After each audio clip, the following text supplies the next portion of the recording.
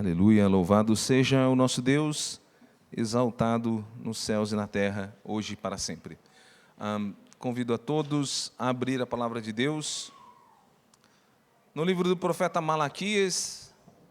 Malaquias, o último livro do Antigo Testamento, antes de Mateus. Então, para achar mais fácil, ache Mateus, primeiro livro do Novo Testamento, volte um pouquinho e você encontrará o livro de Malaquias.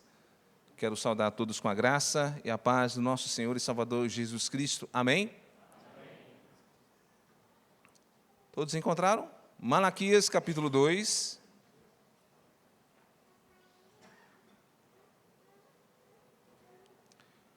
Leremos hoje os versos 17 e o capítulo 3, de 1 a 5. Nesse primeiro momento, leremos apenas o verso 17. Malaquias, capítulo 2, verso 17, diz assim: Enfadais o Senhor com vossas palavras, e ainda dizeis: em que enfadamos? Nisto que pensais: qualquer que faz o mal passa por bom aos olhos do Senhor, e desses é que ele se agrada. Ou, onde está o Deus do juízo? Oremos. Senhor, nós nos colocamos diante de Ti, da Tua graça, da Tua misericórdia, neste dia tão glorioso e maravilhoso que o Senhor proporcionou a nós, desde a manhã, ó Deus, até este presente momento, temos sido, ó Deus, alvos da Tua graça e da Tua misericórdia. E nós temos essa convicção, porque assim o Senhor nos trouxe nesta noite, para glorificarmos o Teu nome, para ouvirmos a Tua palavra. Nós nos colocamos, como sempre, na total dependência do Teu Espírito Santo, para que haja no meu falar e também dê graça aos Teus servos para ouvirem, compreenderem e glorificarem o Teu nome, colocando em prática tudo aquilo que o Senhor, através da Tua palavra, movido pelo Teu Espírito, falará e ensinará a cada um de nós nessa noite. Amém. Os irmãos podem se assentar. Meus amados, nós estamos aqui há alguns domingos, fazendo uma sequência, nós estamos fazendo uma jornada pelo livro do profeta Malaquias. E eu gostaria de fazer uma pergunta, e essa pergunta nós só iremos responder no final dessa mensagem, mas eu gostaria que ela permeasse por toda por nossa exposição hoje, que você tivesse ela em mente. Eu gostaria de perguntar aqui: quem permanecerá diante do anjo da aliança? Quem estará firme naquele dia glorioso diante do anjo da aliança? Você não precisa responder agora, acompanhe a meditação, a pregação dessa noite, e se assim Deus permitir, no final, todos nós teremos essa resposta.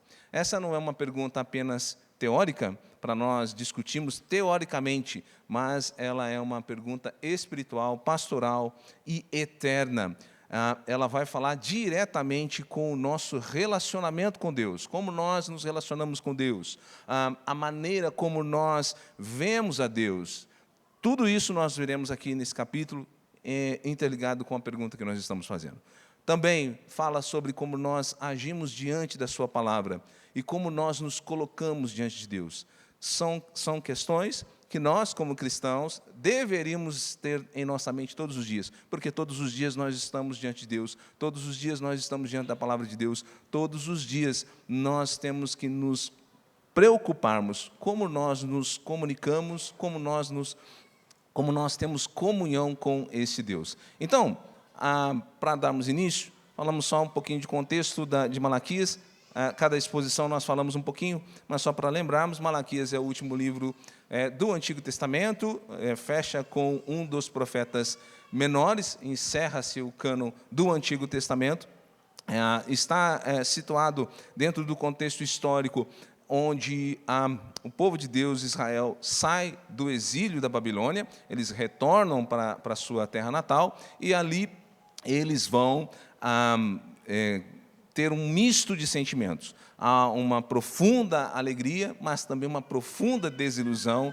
E como isso, pastor? Porque os jovens que vão voltar, eles vão voltar felizes, alegres, porque estão retornando para a sua terra, e estão alegres por isso. Mas os mais velhos, que conheceram o primeiro templo, que conheceram Israel, voltam tristes, desiludidos, com a cidade devastada, com uma reconstrução trabalhosa e demorada, principalmente em relação o templo. E isso vai redundar na vida espiritual desse povo, principalmente trazendo esfriamento e carnalidade espiritual. Bom, voltamos para o nosso texto, então, de Malaquias. Hoje nós vamos meditar aqui no capítulo 2, verso 17, e capítulo 3, versos de 1 a 5. Voltemos ali ao capítulo 2, do verso 17.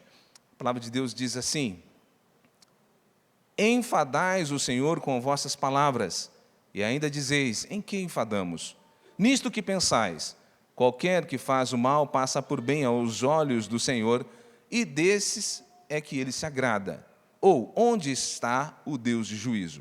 O livro de Malaquias, como nós já vimos nas exposições anteriores, ele é um compilado ali de debates ou de acusações de Deus contra o seu povo, mostrando o seu pecado, e o povo de Israel sempre retrucando ou tentando se justificar inutilmente aquilo que Deus coloca. Há aqui, nesse primeiro versículo, uma acusação clara, bem objetiva, que é proveniente de quem? Quem está falando?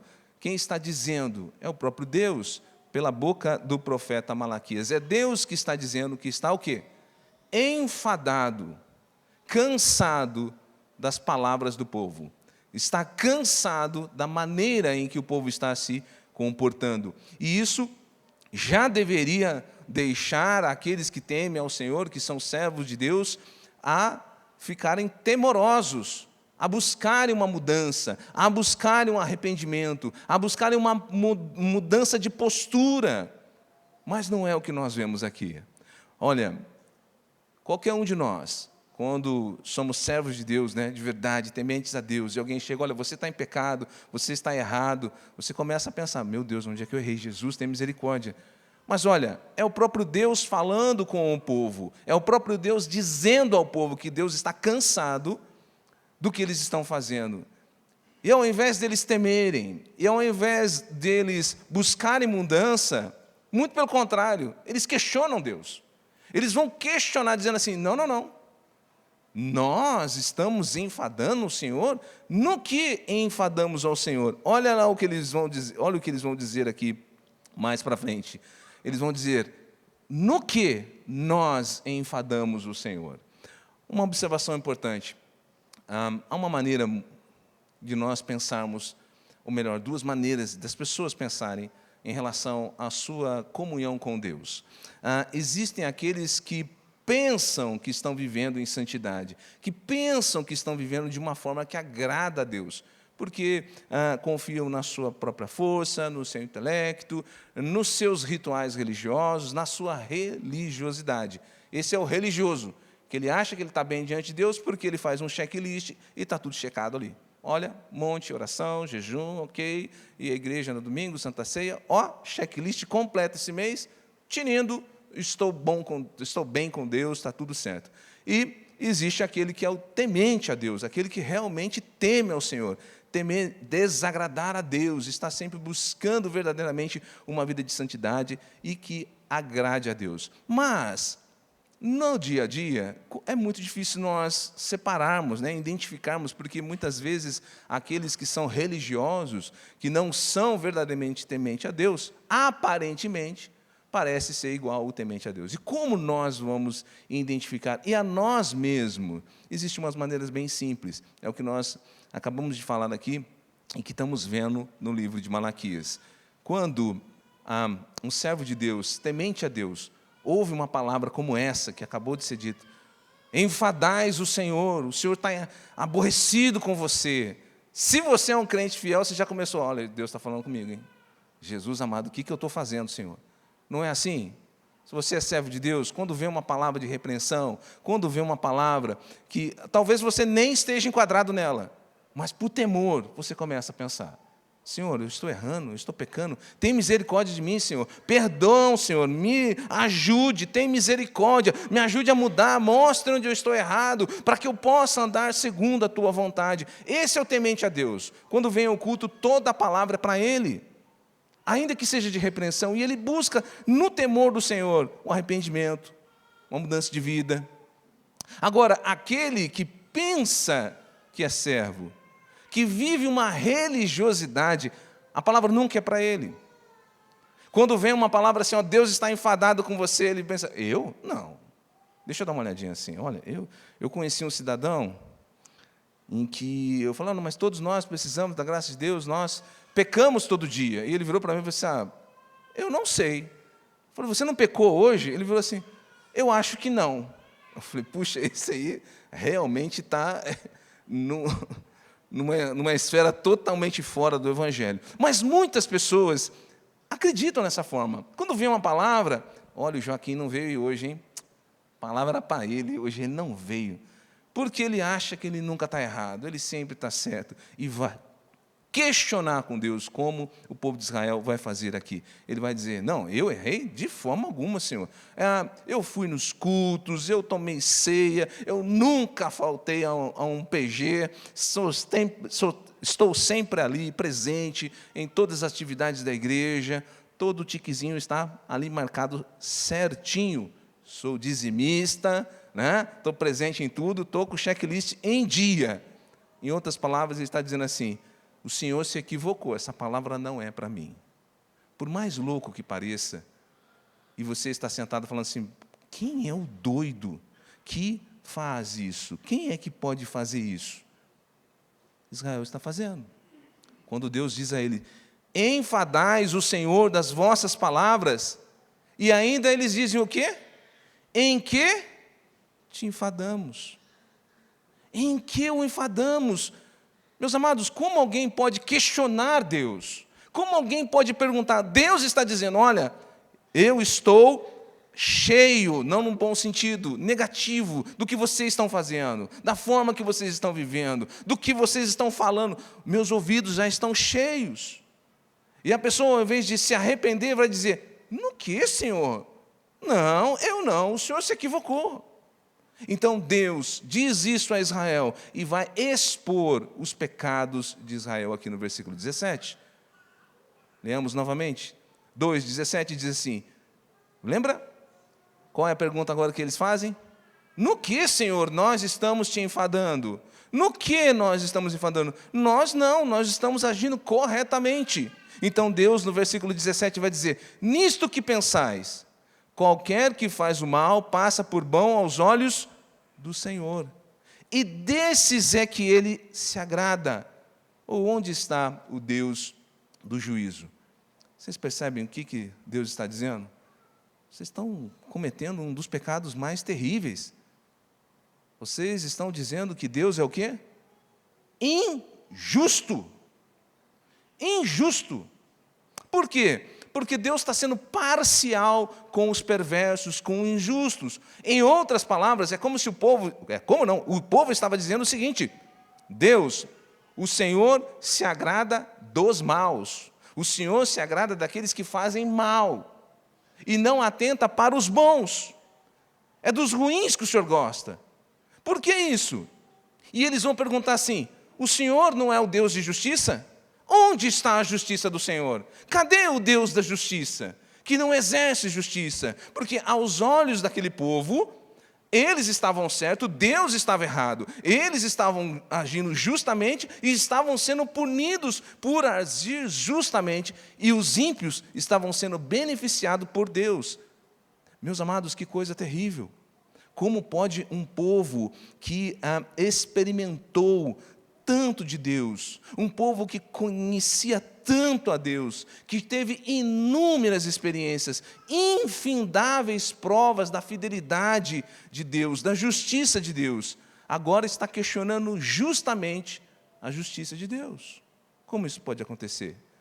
Quem poderia fazer algo tão terrível assim?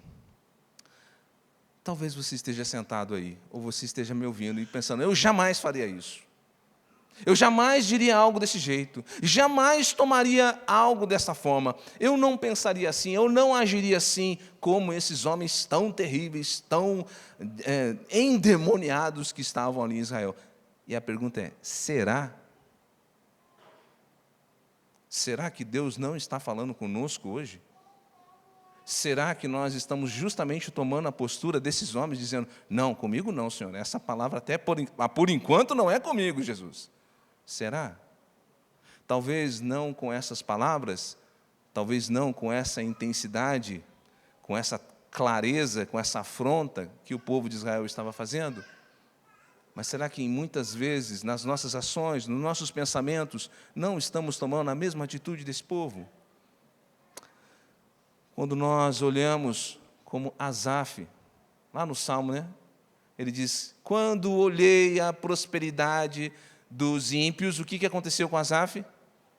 Servo de Deus. Ele diz assim, meus pés quase caíram, faltou pouco para cair. Porque ele olhou para a prosperidade, ele olhou como os ímpios viviam. Viviam bem, não tinham problemas, sempre sorridentes. Nova versão do Luciano, tá? Alegres. Vamos trazer para os nossos dias. Quantas pessoas, ao olhar para o mundo e começar a olhar para as pessoas más do mundo, e que elas não passam aperto, e que elas estão sempre lá no... O ruim de você ser mais idoso, que você vai dar exemplo, né? Facebook, né? Acho que nem existe mais. Vai lá, o pessoal está no Facebook, ou está colocando postagem de foto, e você fala, meu Deus, olha, rapaz, ali é terrível, bandido, e nada acontece com ele, sempre vivem bem, sempre levam vantagens, aparentemente nunca são punidos. Enquanto o justo, meu Deus, comigo, rapaz, olha, pisquei o olho, já estou sendo punido, corrigido. Todo mundo erra. Aqui não acontece isso, né, irmão? Graças a Deus. Todo mundo erra. Aí o cristão dá uma meia errada, o pastor já fica sabendo. Aí a pessoa, puxa vida, hein? Fulano lá fora errou 500 vezes, eu errei meia. E aí começa a deixar pensamentos permear a sua cabeça. Como pode isso, Senhor? Onde está o Senhor que não está vendo isso? Quando nós olhamos para a impiedade, para a perversidade do mundo, para as coisas que acontecem na nossa nação, com a criminalidade, com a roubalheira, com as injustiças, e esses homens estão bem, aparentemente. Se nós não vigiarmos, começamos a deixar esse pensamento entrar no coração. Senhor, onde é que o Senhor está? O Senhor não está vendo, Senhor? Que injustiça! Como pode eles se darem bem e nós sempre se damos mal aos nossos olhos? Eles sempre estão bem. Quando nós olhamos para todas essas coisas, se não vigiarmos, o nosso coração também começa a deixar esse pensamento entrar. E sabe quando entra? Meus amados, o pecado nunca vai vir com um caminhão, com uma carreta. Ele sempre vai vir com um carrinho rolemã bem disfarçadinho, de justiça. Não, Senhor, eu estou orando por justiça. Pune, desce fogo, queima, extermina esse mal. Mas no fundo você quer a sua justiça. Então aqui o povo de Israel está começando a dizer, Deus é injusto, porque a maldade não é punida, e nós somos punidos. Parece que Deus se agrada daqueles que estão fazendo mal. Parece que os que estão lá fora que realmente são abençoados. Digo como louco, tá, irmãos? Porque não é. Como esses homens estão aqui.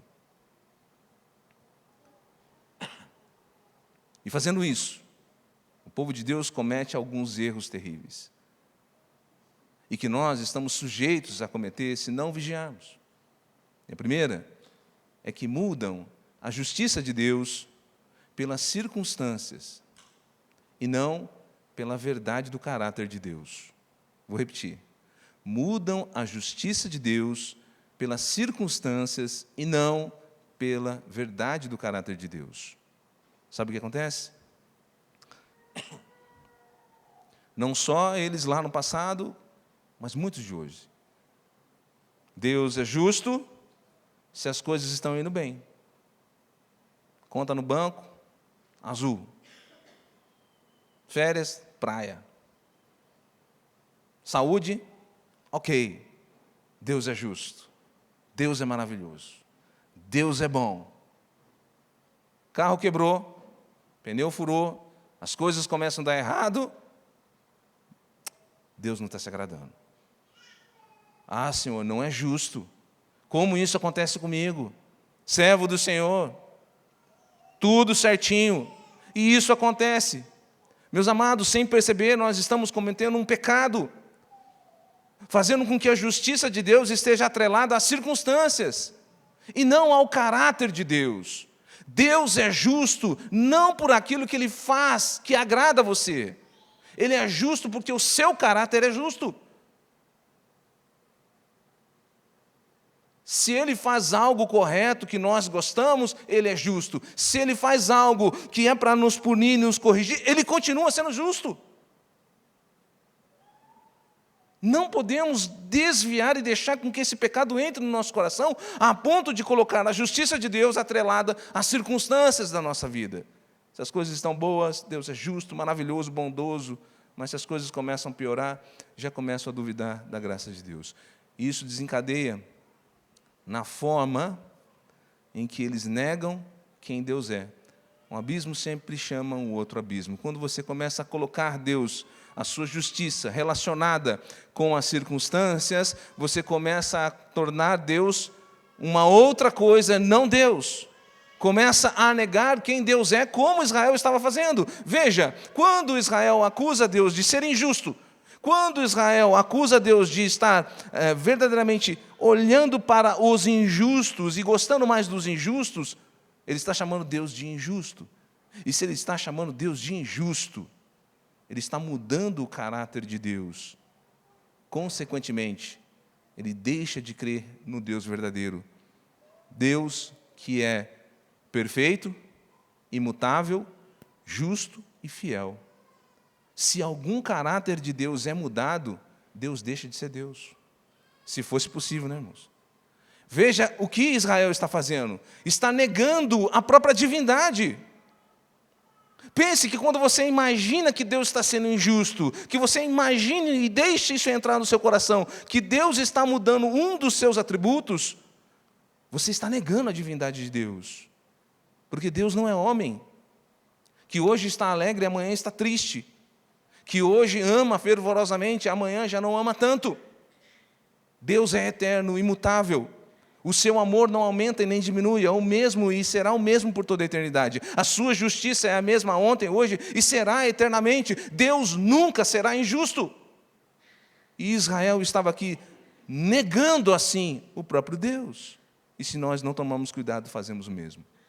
O povo estava acusando Deus de cometer injustiça, sendo que toda a Escritura, de Gênesis e Apocalipse, vai mostrar que Deus é justo. Apenas um recorte, você pode ler depois na sua casa. O Salmo 92, no verso 15, o próprio Deus diz assim: Ele, em relação a Deus, é a minha rocha, e nele não há injustiça, em momento algum. Lembre-se do que está lá em Naum, capítulo 1, versículo 3, que diz assim, olha, o Senhor é tardio em irar-se, mas grande em poder, e jamais inocenta o culpado. Na Nova Versão Transformadora está assim: o Senhor é lento para se irar, mas tem grande poder e nunca deixa de castigar o culpado. Pense sempre nisso. O mundo está aí, e verdadeiramente eles não estão sendo castigados como deveriam, ou como nós achamos que deveria. Mas nunca se esqueça que o caráter de Deus nunca muda. A justiça de Deus nunca muda, que Ele é tardio para irar, mas Ele jamais vai deixar de punir o culpado. Amém? Então, assim como Malaquias, o problema não é a ausência da justiça divina, não é que Deus não está agindo justamente, mas o problema é a cegueira espiritual dos homens, tanto no passado quanto hoje. Deus não deixa de ser justo. Os homens é que não têm o olhar bíblico, estão cegos nos pecados e não conseguem enxergar a justiça, a santidade de Deus. Então, quando o ímpio questiona por que eles não são castigados, por que os maus não são castigados, essa é uma pergunta comum que muitas pessoas fazem. Por que o mal não é castigado? Por que as pessoas ruins não são fuziladas imediatamente com um raio, né? Por quê? Deus não é justo? Sim, Deus é justo. Mas lembre, Deus é tardio. Os planos eternos de Deus são maravilhosos. Eu não sei quanto a você, Mas como eu louvo a Deus por Deus ser um Deus que é longânimo, tardio em irar-se. Porque se Ele se irasse, quando eu passava na porta da igreja, zombando dos crentes, passava gritando, glória a Deus, aleluia, irmão, e Deus lançasse um raio, onde eu estaria hoje? Eu não sei como que você era no passado, mas lembre que foi por ser Deus tardio em irar, que a graça e a misericórdia dele te alcançaram e você está aqui hoje. Tenha a mesma misericórdia com aqueles que estão, porque o dia do juízo virá, e pode ter certeza, nenhum culpado passará por inocente, e nenhuma impunidade passará sem ser cobrada e exercida. Amém? Então, voltando para Malaquias, Deus agora expõe e vai falar ao povo, olha, vocês estão me acusando de ser injusto, de ser mal, mas lembre-se que o dia do juízo ainda não chegou, mas certamente o dia do juízo chegará. E é justamente isso que ele vai falar no capítulo 3, dos versos 1 a 5. Ele vai falar, olha, vocês querem ver o dia do juízo. Então, Deus vai começar a responder para eles. Malaquias 3, 1 em diante, diz assim, eis que eu envio o meu mensageiro, que preparará o caminho diante de mim. De repente, virá o seu tempo, o Senhor, a quem vós buscais, o anjo da aliança, a quem vós desejais. Eis que ele vem, diz o Senhor dos Exércitos. Mas quem poderá suportar o dia da sua vinda? E quem poderá subsistir quando ele aparecer? Porque ele é como o fogo do ourives e como a potassa. Aqui é um sabão que era usado para tirar as sujeiras mais difíceis. Gordura, graxa, esse tipo de sabão era para limpar, deixar branquinho a roupa ou qualquer utensílio. Então, ele está dizendo, olha, porque a volta de Jesus, a vinda do seu anjo é como o fogo de ourives e como esse sabão dos lavandeiros. Versículo 3. Assentar-se-á como derretedor e purificador de prata. Purificará os filhos de Levi e os refinará como ouro e como prata. Eles trarão ao Senhor justas ofertas. A resposta de Deus, a resposta do Senhor a este povo ingrato, mau, é enfática. É como se Deus estivesse dizendo o seguinte, vocês desejam saber, lembra como que termina o versículo, o capítulo 2? Onde está o Deus de juízo? É como se Deus estivesse dizendo agora, então, vocês desejam saber onde o Deus do juízo está? Ele está vindo. E eu quero ver quem de vocês suportarão o dia da sua vinda. Quantos desejam ver o dia da vinda do Senhor? Amém? Agora ficar todo mundo com medo de dizer amém. Amém? Amém. Mas você está pronto? Quem de vocês suportarão o dia da vinda do Senhor? Israel está dizendo aqui, ó, nós queremos ver o Deus justo, nós queremos ver o Deus do juízo. Onde que Ele está? Nós queremos o Messias, por que Ele não vem? O Senhor está sendo injusto. E Deus está respondendo, ok, o dia do juízo virá, e eu quero saber quem vai suportar esse dia. Malaquias 3, no versículo 1, eis que eu envio o meu mensageiro, que preparará o meu caminho diante de mim. Irmãos, eu preciso distinguir, tá? O meu mensageiro do anjo da aliança. O meu mensageiro é um que vai anunciar o anjo da aliança. Então ele começa dizendo, olha, eis que envio o meu mensageiro, que preparará o caminho diante de mim. Esta é uma profecia muito conhecida, que o próprio Malaquias, se você for um pouco mais à frente, vai atrelar a Elias, né? O capítulo 4, versículo 5. Veja, eis que vos envio, capítulo 4, versículo 5, eis que vos envio o profeta Elias, antes que venha o grande e terrível dia do Senhor. Vocês não querem ver o dia do juízo? Vocês não estão ansiosos, Israel? Ok, o dia do juízo virá. Mas antes, eu vou enviar o meu mensageiro para anunciar que esse dia está chegando. E esse mensageiro verdadeiramente veio, e nós o vimos no Novo Testamento como sendo o seu cumprimento parcial em João Batista. porque ele foi o precursor do Cristo Jesus. Lá em Mateus capítulo 11, você pode anotar aí e depois ver, o versículo 10 vai dizer assim, ó, este é quem está escrito, eis que envio diante da tua face o meu mensageiro, o qual preparará o teu caminho diante de ti.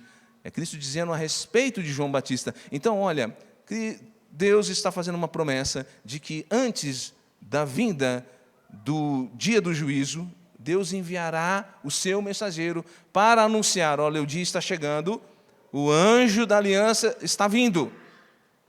Como Deus é gracioso, como Deus é maravilhoso. Mesmo diante de toda a maldade, de toda a perversidade e ingratidão do coração dos homens, Deus responde sempre com graça. Você já percebeu que, na Escritura, sempre antes de vir um juízo, Deus envia um mensageiro? Você já percebeu isso na Bíblia? Nós não temos tempo hábil aqui para todos os textos. Mas, veja, sempre, por toda a Escritura, nós vemos que a graça precede o juízo. Sempre Deus vai usar da graça, enviar o seu mensageiro, anunciar o que vai acontecer. Por exemplo, quando nós olhamos lá no início, capítulo de Gênesis 6, o que acontece? Vem o dilúvio. E antes do dilúvio, o que Deus envia? Envia o seu servo Noé. Para fazer o quê? Anuncia o arrependimento. Anuncia que virá um juízo sobre a terra. Clame, fale, pregue. Antes que venha o juízo. E depois veio o juízo. Antes de trazer o juízo sobre Sodoma e Gomorra, o que acontece? Deus envia os seus anjos para anunciar a Ló e a sua família, para tirá-los de lá, e o juízo vem. E quando nós olhamos por toda a Escritura, sempre antes do juízo, vinha o servo de Deus para anunciar esse juízo. Deus sempre envia os seus profetas. Quando nós chegamos no Novo Testamento, esse princípio continua. Antes de vir o grande e terrível dia do juízo do Senhor, Deus envia João Batista e começa a anunciar. Depois os discípulos anunciando que esse Cristo voltará. Depois, a igreja, ao longo dos séculos, o que nós temos anunciado? A volta de Jesus não é um dia só glorioso, dia de festa. Isso é para o crente, irmão. Mas nós anunciamos o quê? O juízo de Deus. Nós falamos na aula de evangelização, no IRCT, justamente sobre isso. Nós não saímos para pregar uma mensagem que não contenha juízo. Quer pregar o evangelho? Pregue do começo. A ira de Deus está sobre aqueles que não entregaram a vida a Jesus. O juízo de Deus virá e punirá todos os ímpios, todos os descrentes, quer gostem, quer não gostem. Nós anunciamos o juízo. Somos agora o mensageiro de Deus, que precede o juízo, para que ouçam, para que sejam alcançados pela graça, para que sejam salvos. Porque o dia do juízo virá, e está próximo. É o que Deus está dizendo aqui, olha, eu enviarei o meu anjo, o meu mensageiro, para anunciar que o dia do juízo virá. A igreja anuncia que Jesus Cristo virá para trazer juízo sobre toda a terra. Então o Senhor ali, voltando para Malaquias, diz que o anjo da aliança virá. Olha o que ele diz em Malaquias, capítulo 3, verso 1. Eis que eu envio o meu mensageiro, que preparará o caminho diante de mim. De repente, virá ao seu templo o Senhor, a quem vós buscais, o anjo da aliança, a quem vós desejais. Eis que ele vem, diz o Senhor dos Exércitos. Aqui é uma ironia. Vocês não querem? Vocês não desejam? Ele virá. Não como vocês imaginam. Não na hora que vocês esperam. Mas de repente. Como Israel esperava o Messias. Eles esperavam que o Messias viesse com um grande exército e trouxesse vitória a Israel apenas. E parte dessa profecia realmente se cumpriu, é aquele já, mas ainda não. O anjo do Senhor veio, o anjo da aliança veio, Jesus Cristo, o mediador de uma nova aliança, mas ainda não se cumpriu plenamente. E isso se cumprirá na volta gloriosa do Senhor. Sabe o que é interessante? O povo de Israel desejava o Messias, ansiava pelo Messias, clamava pelo Messias, acusou Deus de ser injusto porque não enviou o Messias. Quando o Messias veio, o que eles fizeram? Rejeitaram o Messias. Porque o coração não condiz, as suas palavras não condiz com suas ações, com o seu coração. Então, Deus está dizendo, olha, vocês dizem que querem, mas quando o Messias, o anjo da aliança vier, não será como vocês esperam. Essa é uma promessa fiel que nós temos, e que nós podemos confiar, que o anjo da aliança, o Cristo da aliança, ele voltará, ele virá, e nós podemos confiar plenamente. Sabe por quê? Quem fez essa promessa? Não foi o profeta Malaquias, não foi Davi, não foi Moisés, não foi Pedro nem Tiago. Quem fez a promessa de que o anjo da aliança virá foi o próprio Deus. Quando nós vemos lá, diz o Senhor dos Exércitos, este Cristo, esse Deus Todo-Poderoso, disse que Cristo voltará, que o anjo da aliança virá. Então nós podemos confiar. Que dia glorioso será esse, meu amado? Que dia maravilhoso, quando nós veremos essa promessa se cumprir. O anjo da aliança, o Cristo da aliança, vindo para nos remir, para nos levar para a glória eterna. Quantos desejam ver esse dia? Digam amém. Amém, irmãos, pode, amém mesmo. Porque vocês não estão falando como aqueles homens que estavam lá em Israel. Eles desejavam ver o dia do Senhor, mas não tinham noção de como era esse dia. Eles pensavam que seria um dia como uma batalha, como todas as outras, e que Deus daria a vitória. Mas esse dia será infinitamente maior, mais glorioso do que nós podemos imaginar no nosso coração. Então, o Senhor agora, Ele continua e faz uma pergunta a esse povo. Vocês estão acompanhando? O povo acusou Deus, chamou-o de injusto. Deus falou assim, então, vocês querem ver o dia do juízo, mas vocês não vão gostar do dia do juízo, porque vocês não imaginam como que será esse dia do juízo, porque vocês não estão preparados. E aí é justamente o que Deus vai fazer, uma pergunta, no verso 2 do capítulo 3, olha só. Mas quem poderá suportar o dia da sua vinda? Quem poderá subsistir quando ele aparecer? Porque ele é como o fogo do ourives e como a potassa, sabão aqui, dos lavandeiros. Assentar-se-á como o derretedor e purificador de prata. Purificará os filhos de Levi e os refinará como ouro e como prata. Eles trarão ao Senhor ofertas justas. E aí eu quero fazer a pergunta. Quem suportará a vinda do anjo da aliança? Quem suportará? Quem poderá subsistir quando ele aparecer? Você está pronto? Será que nós estamos prontos? Será que nós nos enquadramos nesses que vão suportar? Porque Deus está fazendo uma pergunta ao povo que queria a vinda do anjo da aliança. Quem permanecerá de pé diante do Senhor nesse dia glorioso? Pense um pouco, meus amados. Às vezes nós, e até mesmo aqui, né? A gente quer correr com o texto, por causa do tempo. A gente quer correr com tantas atividades durante o dia, porque temos muita coisa para fazer. Mas quantas vezes nós paramos para pensar e analisar a nossa vida diante de Deus? Estamos realmente nos preparando para aquele dia glorioso? Ou só falamos de boca para fora que esperamos a volta de Cristo? Ou só falamos como um jargão evangélico? Maranata, Senhor Jesus, ora venha, olha como eu espero ansiosamente esse dia glorioso. Mas as nossas ações não condiz com isso.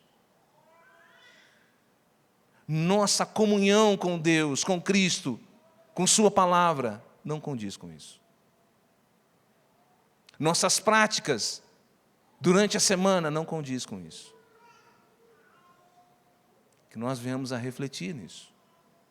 Se verdadeiramente desejamos e ansiamos esse dia glorioso, que estejamos nos preparando para isso. Com tudo que Deus já nos deu, por meio de Cristo e da sua graça, para tal. Isso é um alerta para o povo de Deus. Principalmente para Israel que estava lá. Mas também a nós, que muitas vezes estamos cegos, sem compreender, ou aqueles que ainda não encontram, que não estão em Jesus, que não conseguem entender o real estado diante de Deus. Então, quem poderá, com sua própria justiça, por seus próprios méritos, permanecer diante do anjo da aliança? Quem poderá permanecer diante de Cristo, do Cristo da aliança, quando Ele voltar? Qual é a resposta, irmãos? Com a própria justiça? Com a própria santidade? Ninguém. E se o texto terminasse aqui? Deus fez uma pergunta para Israel, mostrando a ele os seus pecados, e diz: vocês suportariam? Com suas justiças, com suas religiosidade? A resposta é não. E se o texto terminasse aqui, seria terrível. Mas, pela graça de Deus, o texto não termina. Voltemos para Malaquias 3, 2 a 3. Irmãos, eu quero fazer um desafio com vocês. Cheguem em casa. É um livro tão pequenininho, mas de um conteúdo maravilhoso. E que, infelizmente, muitas pessoas lembram do quê quando fala de Malaquias? Trazei todos os dízimos na casa do Senhor. Só isso que lembra. Leia, medite. Nós estamos expondo aqui apenas um voo panorâmico. Há uma profundidade muito maior no texto. Então, não se contente apenas em vir e ouvir o texto que está aqui. Chegue em casa. Se não for hoje, durante a semana, medite no texto. Isso também fala muito a nossa postura. Lembra quando nós começamos a pregação? A nossa postura diante de Deus. A nossa postura quando ouvimos o Evangelho, ouvimos a palavra. Somos aqueles ouvintes esquecidos, como Israel estava sendo, acreditando na sua religiosidade. Versículo 2 diz assim: mas quem poderá suportar o dia da sua vinda? E quem poderá subsistir quando ele aparecer? Porque ele é como fogo do ourives e como potassa dos lavandeiros. Assentar-se-á como derretedor de purificador de prata. Purificará os filhos de Levi e os refinará como ouro, como prata. Eles trarão ao Senhor justas ofertas. Alguns pontos importantes nesse texto. A vinda do anjo da aliança, Deus está dizendo que é para quê? Para purificar. Há expressões usadas aqui nesse texto, tanto do fogo que purifica a prata, como o sabão do lavandeiro, eles estão mostrando que é para separar aquilo que é valioso daquilo que não é valioso, daquilo que é sujo, imundo, e daquilo que está se tornando cada vez mais limpo. Então, o dia do juízo do Senhor é para a purificação, para purificar cada vez mais o seu povo. Bom, então veja bem, quem é que tem o poder para fazer isso? Purificar os pecados, limpar-nos da nossa iniquidade, separar aquilo que não é bom, aquilo que é podre, aquilo que é imundo da nossa vida, nos tornar mais alvo do que a neve. Não é a nossa religiosidade, não é o nosso ímpeto, o nosso intelecto.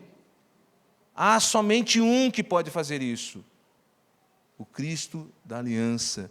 Ele sim tem o poder de purificar. Quando Cristo veio, Ele veio para nos purificar dos nossos pecados. Ele veio para nos lavar da nossa iniquidade, para transformar aqueles que Ele comprou na cruz do Calvário cada vez mais limpos, cada vez mais santos, cada vez mais glorificados para a glória de Deus. Então é por meio de Cristo.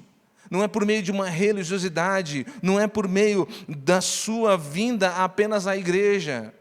Eu quero dizer que vir à igreja é bom, Mas se é uma religiosidade apenas, e você volta para casa e a Bíblia fica lá em cima, e você não lê, e você não estuda, e você não medita, sinto lhe informar, você é um religioso, e nada vai mudar na sua vida. E você vai achar que Deus é injusto. Mas quando nós temos um contato verdadeiro com a palavra de Deus, quando fomos lavados por Cristo, lavados por esse sangue que nos purifica, nós desejamos cada vez mais estar diante de Deus, cada vez mais ansiosos pelo retorno deste anjo da aliança, desse Cristo da aliança. O dia da vinda do Senhor será não somente um dia de purificação, isso para os salvos, mas o texto também mostra que será um dia de juízo para aqueles que não temem ao Senhor. Vamos um pouquinho à frente, no capítulo 4, verso 5, e veremos o grande e terrível dia do Senhor. Então chegará ao fim, o dia do julgamento. Você que está ansioso por esse dia, em que os ímpios serão punidos, em que toda maldade será castigada, alegre-se, esse dia chegará. Malaquias diz assim, 4:5.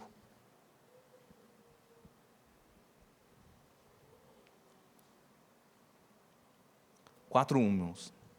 Pois, eis que vem o dia, e arde como fornalha. Todos os soberbos e todos os que cometem perversidade serão como um restolho. O dia que vem os abrasará, diz o Senhor dos Exércitos, de sorte que não lhes deixará nem raiz, nem ramo. O dia do juízo virá.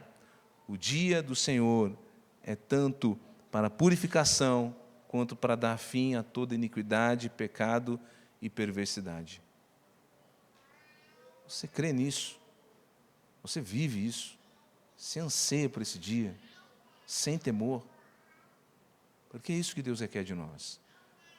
O Senhor traz um alerta para que nós verdadeiramente possamos estar verdadeiramente corretos diante de Deus. E não nos iludir como os religiosos que pensam que estão bem, que pensam que estão corretos diante de Deus, porque tem uma rotina religiosa. Mas é a nossa comunhão com Deus, nossa postura diante dEle, o que nós fazemos, o que nós falamos, como nós agimos diante dEle, da Sua palavra, da Sua igreja, do Seu reino. Nós devemos nos preparar cada vez mais. O Senhor revela que todos esses que estavam ali em Israel estavam em pecado e tinham quebrado a lei do Senhor. E como que eles se achavam? Os bons. Olha, vocês desprezam o Senhor. Nós desprezamos o Senhor? Não, de maneira alguma. Vocês quebram a aliança com a mulher da mocidade. Samuel pregou aqui, né? Eles dizem o quê? Não, nós não. Vocês desprezam a mesa do Senhor? Eles, não, nós não. Vocês chamam Deus de injusto? Não, nós não. No que nós enfadamos o Senhor? E aqui nos versos 5, Deus vai mostrar para eles o quanto eles estavam errados. Verso 5 diz assim: chegar-me-eis a vós outros para juízo, serei testemunha veloz contra os feiticeiros, e contra os adúlteros, e contra os que juram falsamente, e contra os eu falei em língua agora, né? Perdão.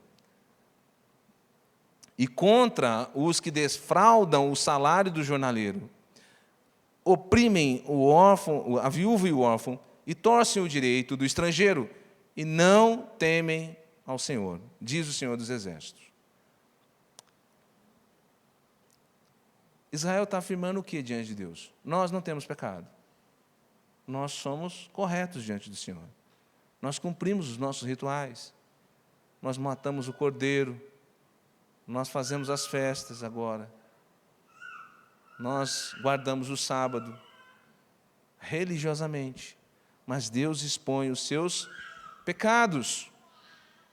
E nesse versículo Deus mostra que eles quebraram o mandamento do Senhor. Qual o mandamento Deus está mostrando que eles quebraram aqui? Você sabe?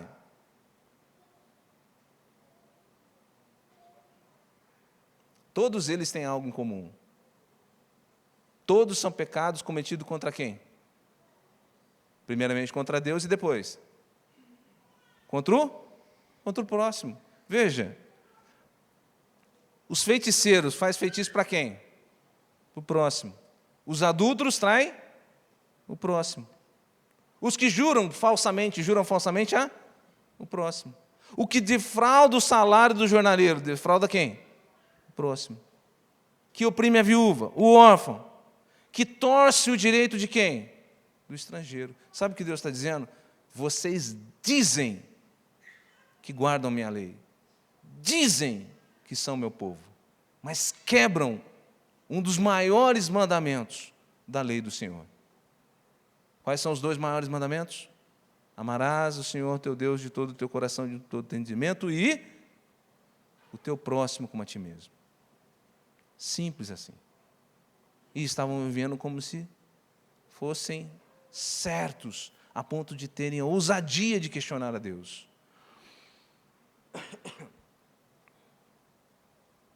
Todos esses evidenciavam que eles, na realidade, não temem a Deus. E talvez nós estejamos aqui hoje dizendo, graças a Deus eu não cometo nenhum desses. Mas será que não? Meus amados, que vigiemos e façamos uma análise na nossa vida, que quando defraudamos alguém, quando traímos alguém, quando deixamos de dar o que é de direito do outro, nós estamos pecando contra o mandamento do Senhor. Nós estamos desprezando o Senhor. Nós estamos negligenciando a sua lei, a sua palavra. Que não vivamos apenas de aparência, ou fiados num ritual religioso, fiados em uma religiosidade que nada tem poder para transformar as nossas vidas. Apenas o sangue do Cordeiro tem poder de nos purificar, nos transformar, nos lavar e nos colocar cada vez mais preparados para esse dia glorioso e poderoso. Então, quem poderá permanecer diante da aliança do Senhor, ou melhor, do anjo da aliança, naquele dia glorioso, terrível e maravilhoso? Aqueles que não temem ao Senhor. Essa é uma verdade que você tem que pregar para o seu parente que não conhece a Jesus.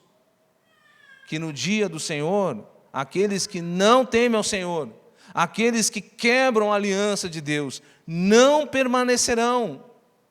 Esse dia não será glorioso para eles, esse dia será terrível, esse dia será um dia de fogo que os consumirá. Olha o versículo na Nova Versão Transformadora, diz assim, olha, assim diz o Senhor dos Exércitos, o dia do julgamento se aproxima e arde como uma fornalha.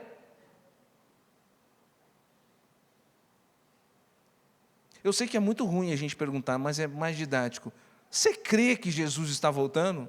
Você crê que o dia do juízo está chegando? Como nós temos agido? Olha esse texto, o dia do julgamento se aproxima e arde como uma fornalha. Quantas vidas estão indo para o inferno? Quantas vidas estão seguras de que estão numa religiosidade e que serão salvas e estão redondamente enganados e que precisam ser alertados de que o dia do juízo está chegando e que serão consumidos. O texto continua, naquele dia serão queimados como palha, os arrogantes e os perversos serão consumidos desde as raízes até os ramos. O dia do Senhor é terrível e nós não podemos brincar. Não podemos, primeiro, nos enganar com uma falsa religiosidade e não podemos negligenciar a pregação dessa verdade. Porque aqueles que quebram a aliança do Senhor, aqueles que não temem ao Senhor, que não seguem ao Senhor, isso é o que o espera no dia do juízo. Mas não será assim para aqueles que foram alcançados pela graça, que verdadeiramente temem ao Senhor. Malaquias 4, verso 2, eu vou ler na Nova Versão Transformadora, que é a continuação do texto, que falou que não vai sobrar ramo nenhum, vai queimar, não vai sobrar um ímpio, um injusto, todos serão consumidos pelo fogo. E aí o verso 2 diz assim, mas para vocês que temem o meu nome, o sol da justiça se levantará, trazendo cura em suas asas, e vocês sairão e saltarão de alegria, como bezerros soltos no pasto. Isso é que aguarda aqueles que temem ao Senhor. Terrível para os que o negam, glorioso para aqueles que aguardam e esperam no Senhor, que foram lavados e remidos no sangue do Cordeiro. Então, para encerrarmos, voltamos à nossa pergunta inicial. Quem poderá permanecer diante do anjo da aliança? Quem poderá permanecer diante do Cristo da aliança quando Ele voltar?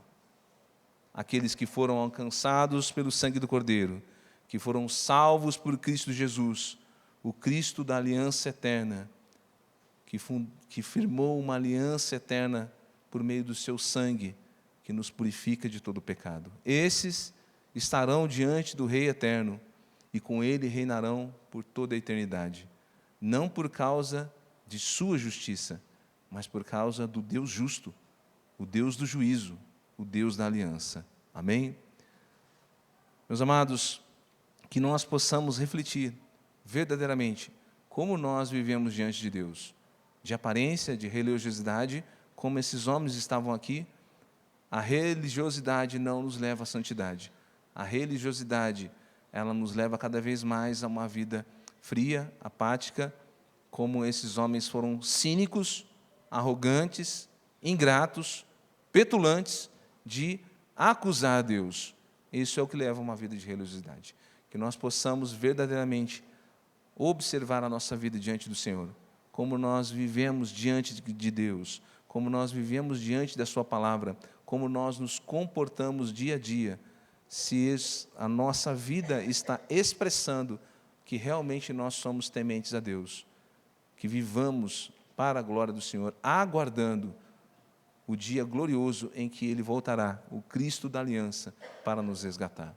Você que está me ouvindo nessa noite e que está aqui, e ainda vive uma vida de religiosidade, que se firma, que tem a sua firmeza em ritos e costumes, mas ainda não entregou a sua vida a Cristo.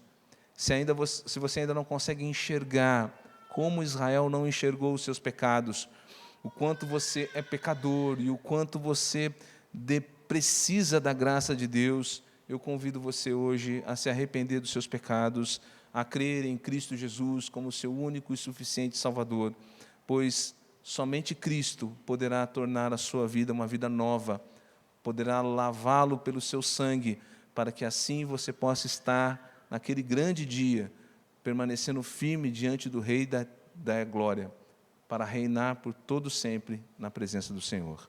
Aquele que já entregou a sua vida a Cristo, nós vivemos em dias difíceis, mas permanecemos firme, fiel diante do Senhor, mesmo nesse presente século, onde a perversidade, a corrupção, a maldade reina. Ainda que este mundo, os ímpios e os perversos pareçam levar vantagem e temporariamente parecem não serem punidos. Aguardemos no Senhor, espere em Deus, pois um pouquinho de tempo, o Cristo, Jesus, voltará para trazer juízo sobre toda a impiedade, sobre todo o pecado, sobre toda a perversidade, botar fim a toda essa crueldade. Chegará o dia onde todos verão o grandioso Deus do juízo, e nós, servos do Senhor, reinaremos com Ele por toda a eternidade. Sigamos firmes, aguardando esse dia glorioso, na esperança de que o veremos e não seremos consumidos, não por causa da nossa justiça, mas por causa do Deus justo, que enviou o seu Filho para derramar o sangue, para nos purificar de toda iniquidade, para que possamos estar diante dEle para toda a eternidade. Eu convido você a ficar de pé, em nome de Jesus.